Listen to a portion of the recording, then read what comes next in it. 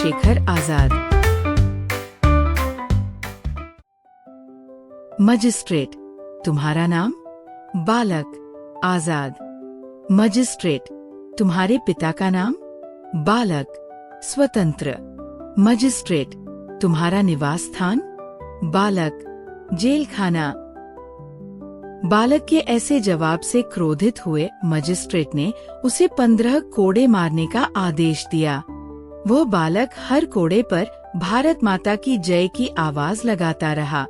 वह वीर और दृढ़ संकल्प वाला बालक कोई और नहीं, चंद्रशेखर आजाद था, जिसने भारतीय स्वतंत्रता की बलिवेदी पर अपने प्राणों का बलिदान दे दिया। जीवित रहते हुए उसे कोई गुलाम न बना सका। चंद्रशेखर आजाद का जन्म 23 जुलाई 1906 को मध्य प्रदेश के भाबरा गांव में हुआ था। उनके पिता का नाम सीताराम तिवारी और माता का नाम जगरानी देवी था। इनके पिता अलीराजपुर राज्य में नौकरी करते थे। एक बार चंद्रशेखर ने अलीराजपुर के राजा के बाग का एक फल पिताजी से बिना पूछे तोड़ लिया। तब पिताजी अत्यंत क्रुद्ध हुए। उन्होंने कहा, जाकर माली से माफी मांगी, परंतु वे ऐसा करने को तैयार नहीं हुए। क्रोध में आकर पिता ने उन्हें घर से निकाल दिया। तब चंद्रशेखर की आयु मात्र 12 वर्ष की थी।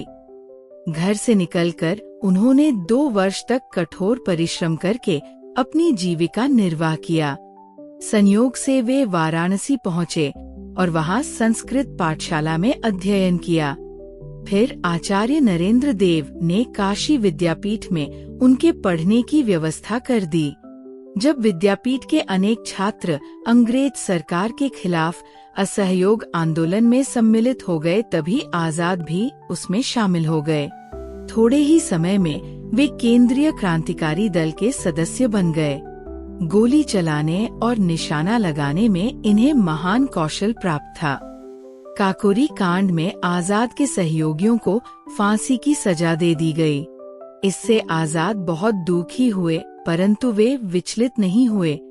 विधानसभा में सरदार भगत सिंह और बटुकेश्वर दत्त ने इनकी आज्ञा से बम विस्फोट किया।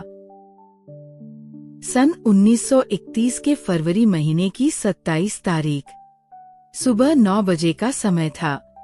आजाद प्रयाग के अल्फ्रेड पार्क में एक पेड़ के नीचे बैठे थे। तभी पुलिस ने उन्हें आकर घेर लिया। आजाद खुद पिस्तौल लेकर पुलिस से मुकाबला करने लगे। विपक्ष की तरफ से गोलियों की बौछार हो रही थी।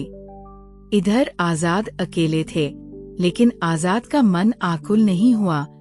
उन्होंने अपनी पिस्तौल से कई सिपाहियों को घायल कर दिया।